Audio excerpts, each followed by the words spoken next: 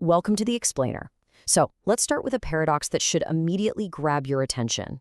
Right now, the absolute most valuable tech companies on Earth are practically throwing their doors open to let you buy in.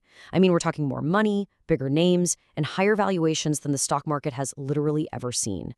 Now, to some folks, this feels like the opportunity of a lifetime, right? The biggest tech boom in history is finally letting you get a piece of the pie.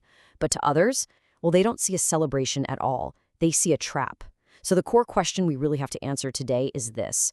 If these companies are actually building the future, why are the smartest people in the room sprinting for the exit? Okay, let's dive right into this. In the world of finance, generosity doesn't just spring from the kindness of someone's heart. Every single trade needs a counterparty. For every buyer, there absolutely has to be a seller.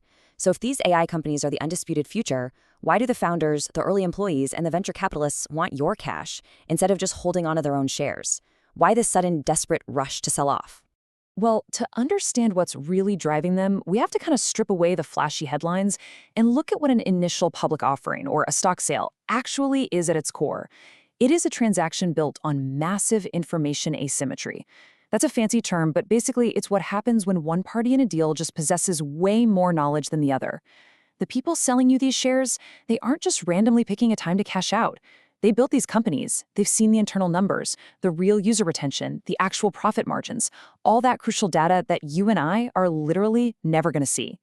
That makes the sellers the most informed people in the room, which unfortunately means the retail buyer, that's us, is inherently the least informed.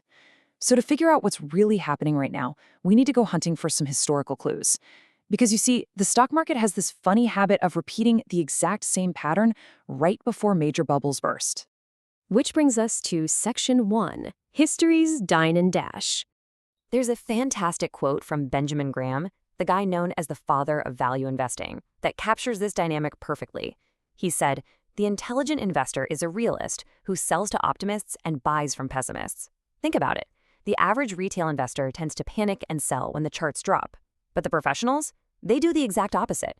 They sell when the hype is deafening, when optimism is just off the charts, and when there's a huge line of eager buyers practically begging to get in, because they know that is the absolute best moment to get top dollar for what you're selling.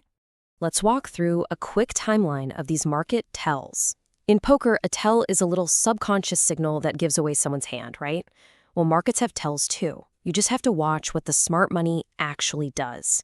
Back in 1999, tech IPOs completely dominated the market in record numbers, right before the whole dot-com bubble popped. Then, skip to June of 2007, Wall Street was red hot. Steven Schwartzman and Peter Peterson decided to take Blackstone public, cashing out billions. Just over a year later, the 2008 global financial crisis hit, and Blackstone stock plummeted by roughly 90%. And then, of course, we have 2021, the year of the SPAC craze, which we're going to unpack in just a second. And this brilliantly illustrates exactly what happens when regular investors buy in at the absolute peak of all that optimism. The Kauffman Foundation and Professor Jay Ritter did a fascinating study looking at the fallout from the 1999 tech boom. Fast forward a decade after going public, and a staggering 71% of those emerging growth companies had completely disappeared, just gone. Only 29% survived as independent public companies. So the insiders got incredibly rich, the public thought they were buying into the digital future, and an estimated $5 trillion just vanished into thin air. Insane, right? Now, let's pull our timeline forward a bit to look at the modern disguise for this exact same pattern. Moving into Section 2, the blank check warning. In 2021, this market tell showed up wearing a brand new costume, the SPAC, or Special Purpose Acquisition Company. Basically, these were blank check shell companies. The idea was you raise money from investors first, list on the exchange, and then go shopping for a real business later on, totally skipping the rigorous scrutiny of a normal IPO. Just look at the explosive numbers here. In 2020, we saw 240 SPACs, pretty big. But then in 2021, an astronomical 613 of them went public, raising over $160 billion. But man, once the rug was pulled, activity totally collapsed down to just 86 in 2022.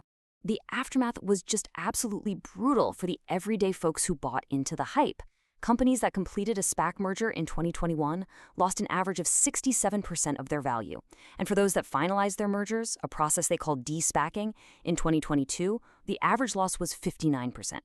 Honestly, it's the ultimate proof of that dine and dash pattern. When markets boom, Insiders are selling absolutely everything they can, but the moment markets fall and all that optimism evaporates, the selling just mysteriously stops. So we've seen the history. Now let's connect this established pattern directly to what's happening right now with the massive artificial intelligence boom.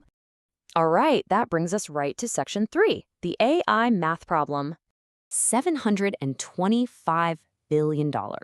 Seriously, take a second to let that sink in.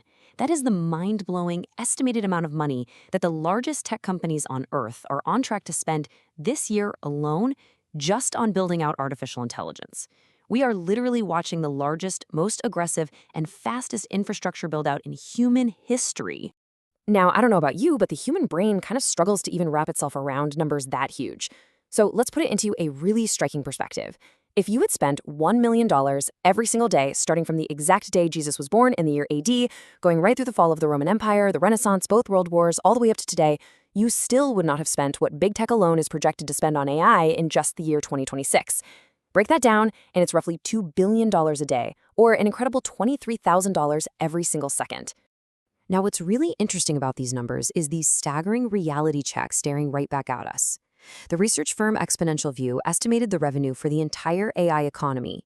While big tech is projecting $725 billion in spend, the entire AI economy combined generated an estimated $110 billion in revenue over the last 12 months. And keep in mind, that's revenue, not profit. That means the entire industry only earned back an amount equal to roughly 15% of what big tech plans to spend this year alone. And hey, if you're thinking, well, maybe this is just a big tech problem, the data strongly disagrees.